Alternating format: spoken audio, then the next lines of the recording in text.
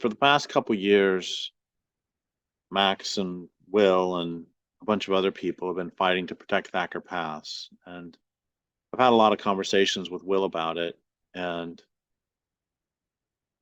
Thacker Pass is the threats to it are for lithium mining for the green economy. It's going to be a sacrifice zone to save the earth. And just a couple days ago, I interviewed Julia Barnes about deep sea mining, and the argument is made that we need to make great sacrifices and sacrifice great parts of the ocean floor to save the planet.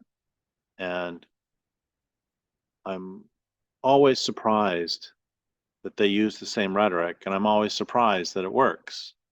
That we need to sacrifice this place, and then that place, and then that place, and then that place. And the needs of the economic system are insatiable. So we are turning the entire planet into a sacrifice zone, clear cut by clear cut, mine by mine, suburb by suburb, dam by dam.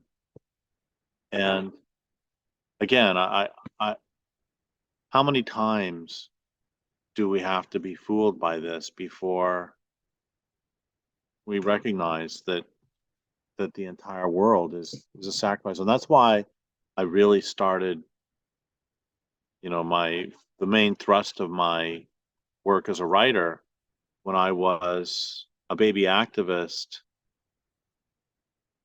All the other activists were the grassroots activists. I'm not talking about national scale.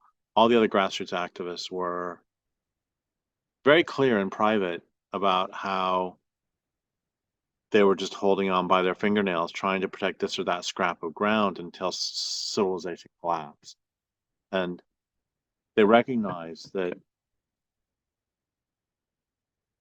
But the point is that they all said this in private, because if you say it in public, you lose all credibility, and then you're not even able to save that particular scrap of ground. And that wasn't good enough for me. And it wasn't. Just 2 days ago, I was having a conversation with Will that even if they end up losing at Thacker Pass, he says there's a few generations of little creatures who live on the land who they got to live out their lives before the land was destroyed. And that's true. And I remember talking to a forest activist in Ohio about how a national forest supervisor was saying to him, look, you keep stopping these timber sales, but we have more money than you do. We have more time than you do. We have everything. So we're just going to keep putting out the same timber sale every year until eventually it's going to go through. And so we're going to ultimately win. So why are you even bothering? And the activist responded, because in the meantime, there are many generations of butterflies and salamanders that you haven't been able to kill. And there is tremendous importance in that and tremendous beauty in that sort of love for nature, that you will work and spend your life and your energy to make it so a couple generations of those beings get to live without being destroyed.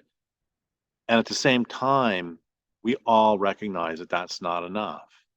We're not doing this work to make it so a couple more generations of bobcat and grizzly bear and Selkirk caribou and bull trout live out harried lives before we ultimately exterminate them.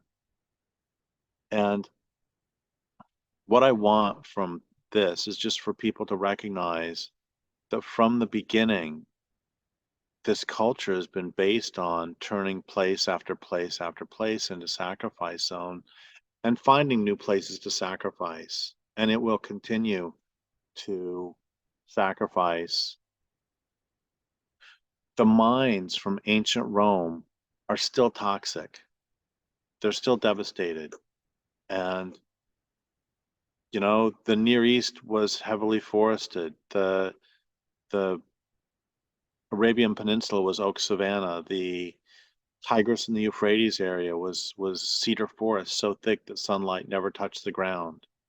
And they've all been turned into sacrifice zones. And that's what it's doing with the whole world. And I don't know about you, but I don't want for the planet that's our only home to be turned into a sacrifice zone.